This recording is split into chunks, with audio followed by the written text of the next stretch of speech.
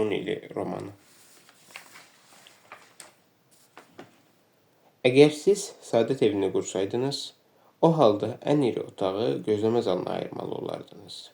Jules Renard. Bir dəfə Saadət arxasınca qaçarkən onu elə bir vaxtda tapacaqsınız ki, bu qoca bir qarının eynəyini axtarmasına bənzəyəcək. Onun kimi başa düşəcəksiniz ki, xoşbəxtliyiniz lap gözünüzün qabağındaymış. Bernard Shaw.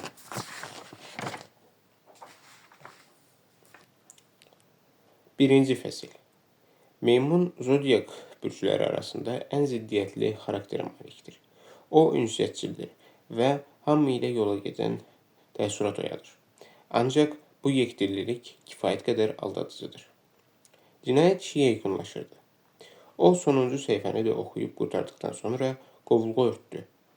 Bugün prokuror ittihamnaməni imzalamalıdır və yalnız o vaxt iş məhkəməyə təqdim olunacaq. Adəti üzrə olduğu kimi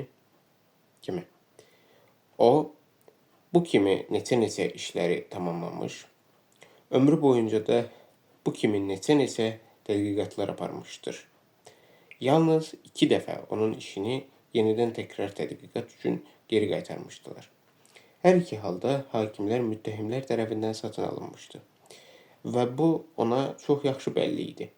Ancaq bunu sübuta yetirmək mümkünsüz idi. Hakimlər işdə formal qanun pozuntularını aşkar edərək, cinayət işinin digər hakimin bu işi məhkəməyə çatdırmadan sakitcə bərbad etməsi üçün təkrar tədqiqata qaytarırdılar. Bu kimi müvəffəqiyyətsizliklər isə onu bir qədər də möhkəmləndirir. O, bütün versiyaları daha səylə və daha dəqiqliklə tədqiq edir, bütün faktları təsbit edir və elə bir qüsursuz iş qururdu ki, onu hətta hüquq fakültəsinin tələbələrinə belə nümunə göstərirdilər. 48 yaş olmasına baxmayaraq, o artıq xüsusi cinayət işləri üzrə Respublika prokurorluğunun baş müstəntiqi vəzifəsinə təyin olunmuşdu. Onun bu illər ərzində tutduğu vəzifədən kənarlaşdırmaq üçün istənilən imkanlardan istifadə etməklə artıq 2 dəfə idi ki, prokurorluqdan uzaqlaşdırmışdılar. Lakin hər dəfə də onu yenidən vəzifəsinə qaytarmaq lazım gəlirdi. Müslüm Şərifov çox məşhur bir müstəntiq idi və bu faktı hətta onun prokurorluq sistemində sayı kifayət qədər olan düşmənləri belə etiraf edirdilər. O heç cür bu sistemə uyğunlaşa bilmirdi. Rüşvət verməyi bacarmır, heç kimdən pul qoparmır və mövcud vəziyyətə məhəl qoymamağa çalışırdı. Bəlkə də elə buna görə rəhbərlik onu sevmir, həmkarları anlamaqda çətinlik çəkir, müttəhimlər isə ona nifrət edib bəsləyirdilər. O, öz işini peşəkərcasına icra edən, ancaq sürü şəklində işləmək iqtidarında olmayan əcaib adam idi.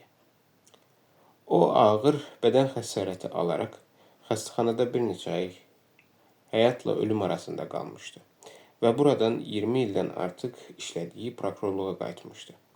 Bəlkə də məhz elə bu vəziyyət onun gələcək taleyinə öz təsirini göstərmiş, bəlkə də pedaqoq valideynlərinin ailəsində ona verilən tərbiyə onun həyatında öz rolunu oynamışdı. Yalnız prokurorluqda çalışdığı ilk gündən etibarən o özünü çox namuslu və hər vaxt irəlidə gedən müstəntiq kimi göstərmişdi. Əgər o bu sistemə uyğunlaşmağı və əvvəlcə Mərkəzi Komitədən, sonra isə prezident aparatından olan çoxsaylı məmurlarla ümumi dil tapmağı bacarsaydı, kompromisə getməyə çalışsaydı, ola bilsin ki, Müslüm Şərifov artıq çoxdan böyük bir şəhərin prokuroru və ya Respublika prokurorunun istintaq üzrə mavini vəzifəsinə təyin edilmiş olardı. Ancaq o olduğu kimi qalmağa üstünlük vermiş və heç cür dəyişmək niyyətində də deyildi. İlk dəfə onu işdən 92-ci ilin sonlarında azad etmişdilər. O vaxt Bakıda hakimiyyətə bu kimi idealı müstəntiqlərin yeni rejimə gərəkli olmadığını güman edən Xalq Cəbhəsi partiyası gəlmişdi. O yeni hakimiyyətin bəzi fəallarının əlinin olduğu iri miqyaslı oğurluq halının tədqiqatını aparmışdı. Prokuror isə yekun xülasədə dəyişiklik etməyi tələb etməklə ittihamnaməni imzalamamışdı. Şərif Səfərov isə dəyişiklik etməkdən imtina etdi. O vaxt onu dərhal işdən çıxardılar. O, maşın qayırma zavodunda hüquq məsləhətçisi işinə düzəldi və orada 6 ay çalışdı. 93-cü ilin yay aylarında isə hakimiyyət dəyişdi və onu keçmiş hakimiyyətin artıq yeni olan cinayətlərinin tədqiqatını həyata keçirmək üçün dərhal geri çağırdılar. 6 aydan sonra onu şəhərdə insanların oğurlanması faktının istintaqına başlayan vaxt ikinci dəfə işdən kənarlaşdıracaqdılar.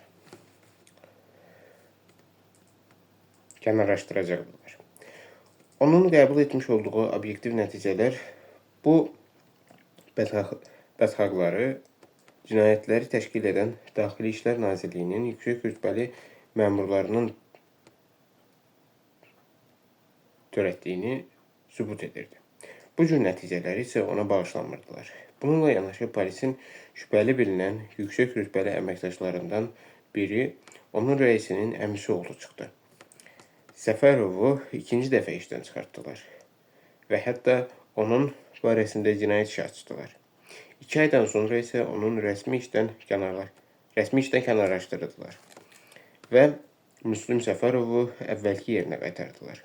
Artıq bir neçə aydan sonra isə Milli Təhlükəsizlik Nazirliyinin istintaq qrupu Səfərovun nəticələrini təsdiqləyəcək və reketçilik yolu ilə pul qoparmada təqsiri bilinən polis idarəsinin yüksək rütbəli məmurlar dəstəsini həbs edəcək. 48 yaşının olmasına baxmayaraq, o artıq general rütbəsi almış, gənc həmkarlarından fərqli olaraq bu rütbəyə layiq görülmədən elə Ədliyyə Nazirliyinin baş müstəntiqi vəzifəsində qaldı. Prokurorluqda onun nə vaxtsa sistemdə işləmiş müstəntiqlərin hamısından səriştəli olduğunu gözəl anlayırdılar. Hər kəs də ən mürəkkəb və ən qarışıq tədqiqatların məhz Müslüm Şərifova həvalə olunduğunu bilirdi və bəlkə də məhz bu səbəbdən onu sevmirdilər. O, məzəmmətə layiq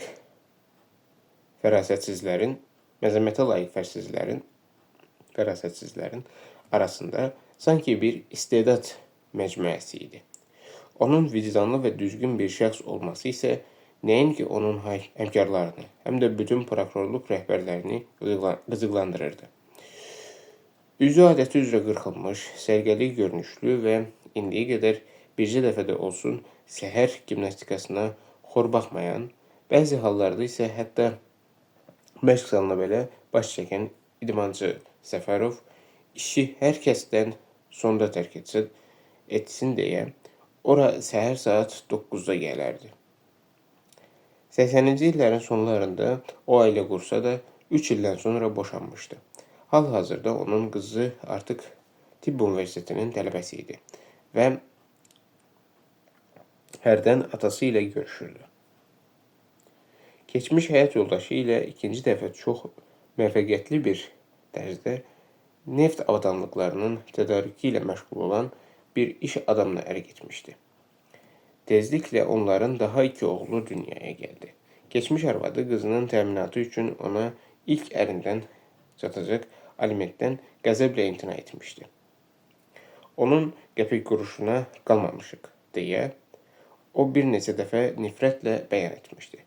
Səfərov onun haqlı olduğunu anlayırdı. Onun 90-cı illərdə aldığı əmək haqqının 4də 1 hissəsi keçmiş arvadının yaxasındakı bir cüt sancağın dəyərini belə ödəməyə kifayət etməzdi. Yeni əsrin başlaması ilə əlaqədar olaraq prokurorluqda çalışan əməkdaşların əmək haqqının xeyli artırılmasına baxmayaraq, yenə də onun vəzifəsinə görə aldığı məvacibinin 4də 1 hissəsinin keçmiş arvadının gözündə bir qəpik qədər də dəyəri yox idi. Onlar stadyum yaxınlığında iri 3 mərtəbəli imarət tikdirmiş, keçmiş partiya işçisinin şəhərdən kənardakı bağını almış və hətta Moskvada da bir mənzil əldə etmişdilər.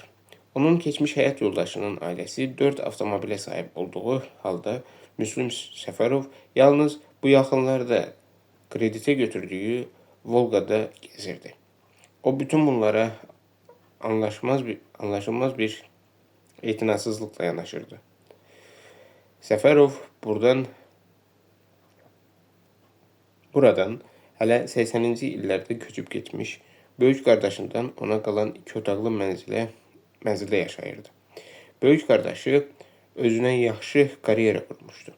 Avropa ölkələrinin birində fövqəladə və səlahiyyətli səfir vəzifəsinə təyin olunmuş və respublika rəhbərliyinin yaxşılar siyahısına düşmüşdü. Bəziləri hətta belə güman edirdilər ki, səfir nə vaxtsa Xarici İşlər Nazirinin müavini vəzifəsinə təyin olunacaq. Onun qardaşı ilə münasibəti kifayət qədər gərgin idi. Böyük qardaş bir neçə dəfə kiçik qardaşının işlərində müəyyən kompromisə etməyə cəhd edərək onu ağıllandırmağa çalışsa da, Müslüm öz dəyişməz mövqeyində qalmışdı. Bugün o, qətildə təqsirli bilinən 2 caniyə ittiham irəli sürmək üçün növbəti tədqiqatını tamamlamışdı. Səfərov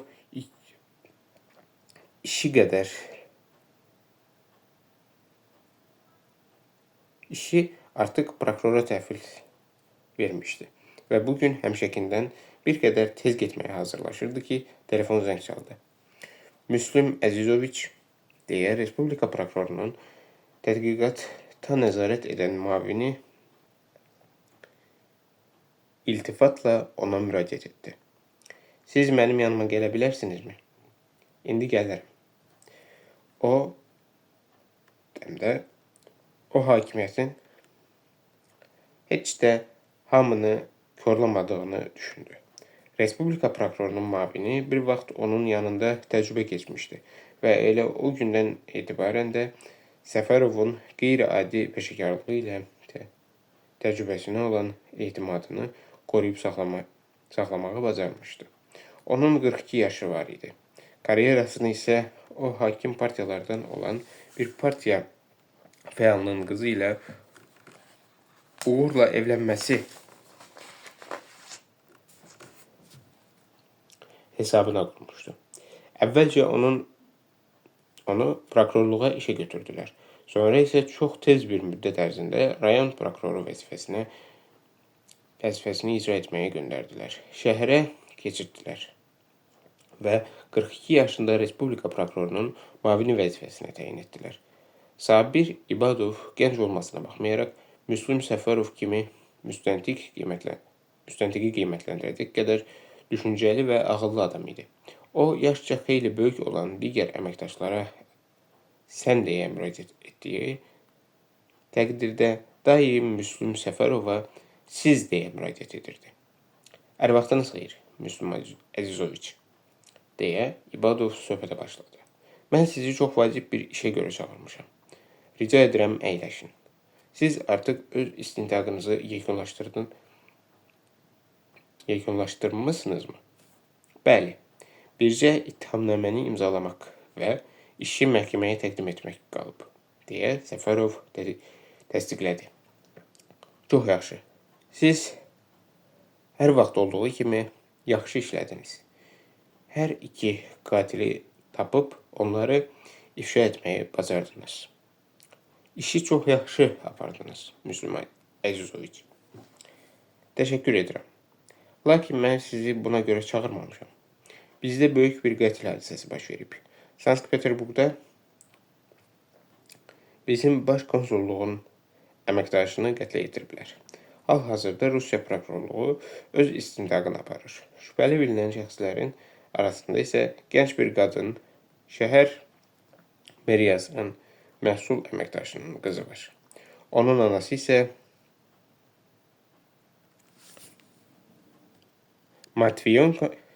Matviyenkonun yanında işləyir.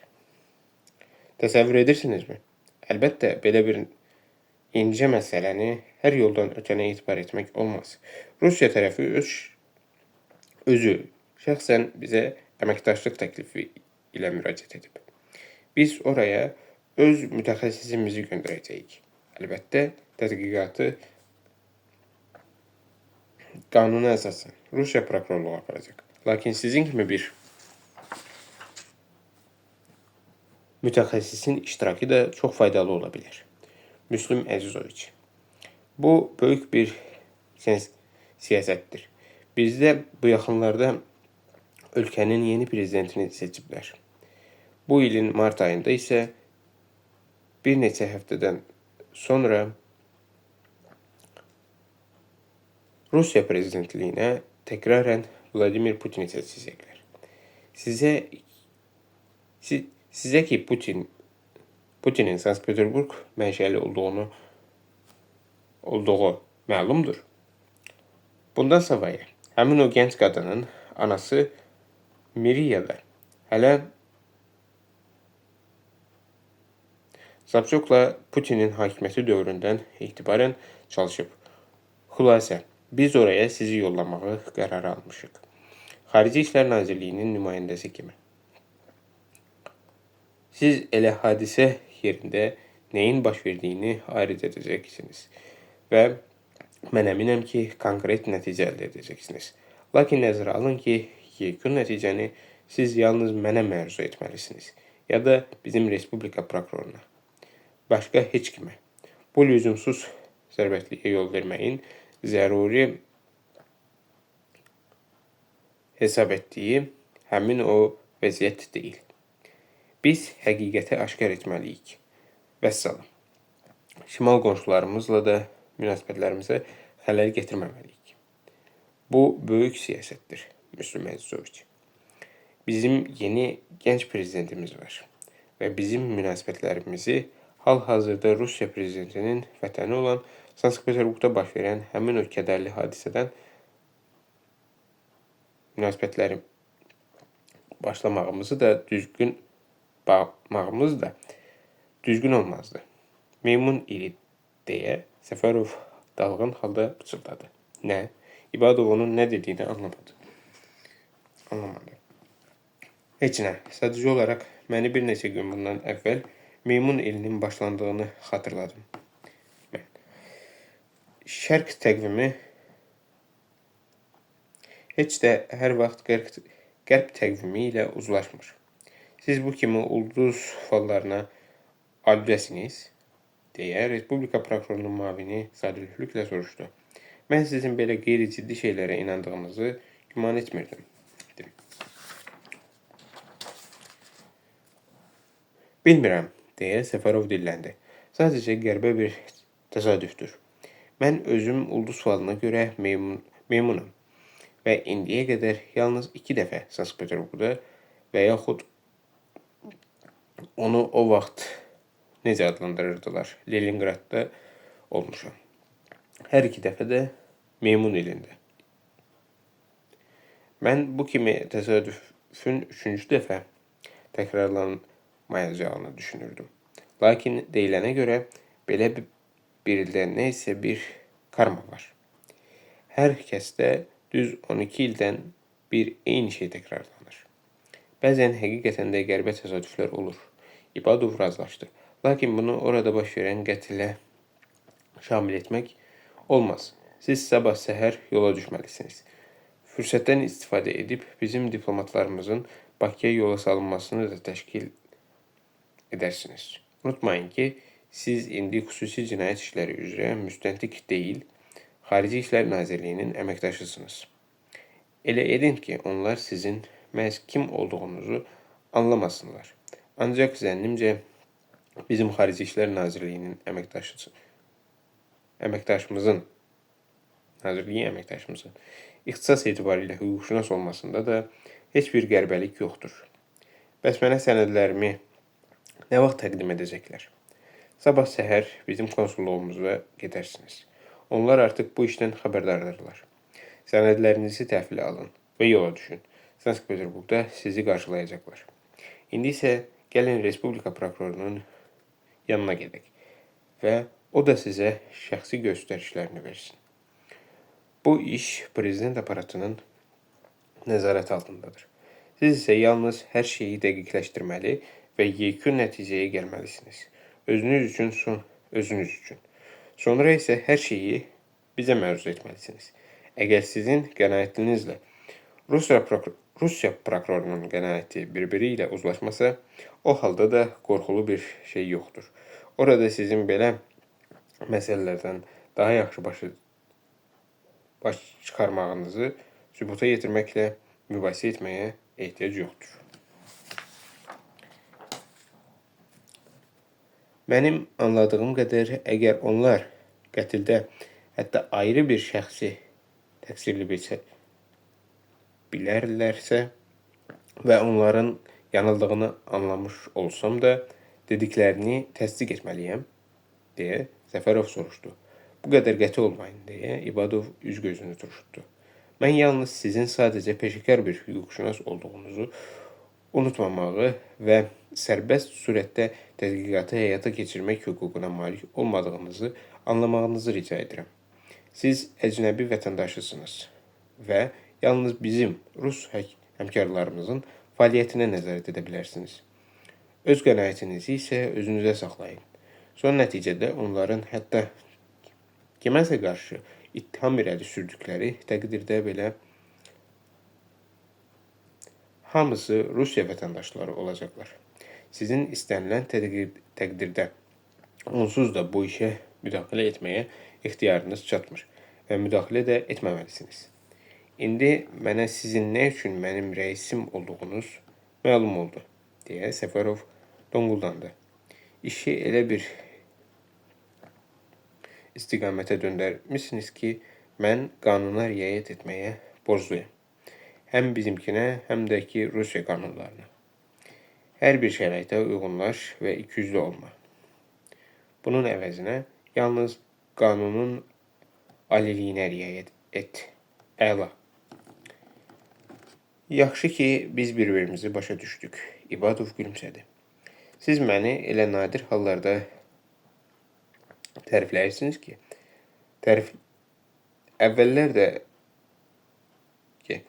əvvəllər də mən sizinlə təcrübə keçəndə məni nadir hallarda tərifləyirdiniz. Bununla belə, əgər vicdanla etiraf etsəm, mən sizdən çox şey öyrənmişəm. Bizdə deyirlər ki, siz əsl Sherlock Holmes'sunuz. Heç kimin diqqət yetirmədiyi incəlikləri görə bilirsiniz. Sherlock Holmes fərdi xəfiyyə idi və dövlət qulluğunda da deyildi, deyə Səfərov ona bu faktı saf bir tərzdə xatırlatdı. Deməli, sizin işiniz daha yüngüldür, deyə prokuror mavini onun sözünü havadaca tutdu. Sizin arxanızda bütöv bir dövlət dayanıb. Ezamiyyətinizin siyasi mahiyyətini də unutmayın. Və daha bir məqam, deyə o mısmırığını salladı. İş burasındadır ki, həlak olanın atası Bakıda kifayət qədər məşhur bir insandır. Nazirin birinci mavinidir. Mənə anlayırsınızmı? O artıq Sankt-Peterburqa yola düşüb. Onun qardaşı bizim Milli Təhlükəsizlik Nazirliyimizdə şöbə müdürü vəzifəsində çalışır. Onlar çox mötəbər adamlardır. Siz onları hansısa bir şəkildə sakitləşdirməli və cəsədin vətənə göndərilməsində onlara kömək etməlisiniz. Axı övladını itirən atanı necə sakitləşdirmək olar, deyə Müslüm sanki özlüyündə mühakimə yürütdü. Bir də nəzərə alın ki, prokurorluq ilkin istintaq başa çatanadək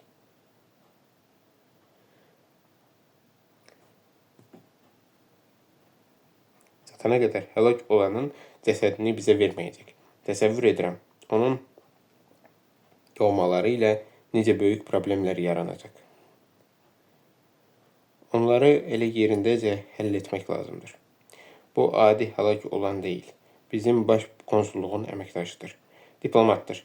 Məhz elə buna görə də biz onun cəsədinin Bakıya ekstradisiya olunmasını təşkil edə bilərik. Səfərov başı ilə razılığını bildirdi. İbadov isə onu Respublika prokuroru ilə bilavasitə bağlayan telefonun dəstəyini götürdü. İcazənizlə yanınıza gəlmək olar, deyə soruşdu. Bəli, Müslüm Səfərov mənim yanımdadır. O dəstəyi asdı və ayağa qalxdı. Gedək, deyə təklif etdi. Onlar otağı tərk edib qəbul otağının yanından ötüb keçərək dəhlizə çıxanda İbadov ətrafına boylanaraq astadan pısıldadı. Nəzərə alın ki, mənim hal-hazırda müavin yerim boşdur. Siz artıq çoxdan dövlət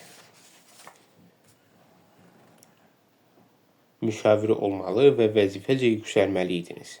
Sizin geri qayıtmağınızdan dərhal sonra biz bu məsələni nəzərdən keçirəcəyik. Sizin təcrübənizi nəzərə alsaq, mən sizin namizədliyinizi irəli sürməkdə israrlıyam. Bir qədər cəld olaq. Səfərov ona cavab vermədi. Sözsüz ki, əgər onu bu vəzifəyə təyin etsələr, heç də pis olmazdı. Lakin son dövrlər ərzində artıq daha gənc və daha istedadsız əməkdaşların onu arxada qoymasına əməlli başlı vərdiş edib. Birinin gərəkli mənşəyi, digərinin lazımi qohumluq əlaqələri, o birisinin isə iri maliyyə imkanları var idi. O isə onlarla yarışa bilməz və yarışmaq da istəmir. Məhz elə bu səbəbdən də Respublika prokuroru müavininin bu kəlmələri lazımi təəssürat bağışlamırdı. Son nəticədə onun üçün elə öz yeri də yaxşıdır. Əgər indi o təqaüdə çıxarsa, o halda növbəti vəzifə maaşlarının artırılmasından sonra ömrünün sonunadək 700 və ya 800 dollar təqaüd alacaq. Təklikdə olan ona bundan artığı da lazım deyil. Onlar sakitcə qəbul otağına keçəndən sonra katibə kabinetin qapısını göstərib onları içəri buraxdı. O sizi gözləyir, deyə bildirdi. İbadov üzünü Səfərova tərəf çevirdi. Bircə memunu yad etməyin, deyə o təvəqqə etdi. Siz yəqin ki, zarafat edirsiniz, eləmi? Edirdiniz, eləmi? Xeyr, Müslüm dedi. Mən həqiqəti dedim. 1-ci fəslin sonu.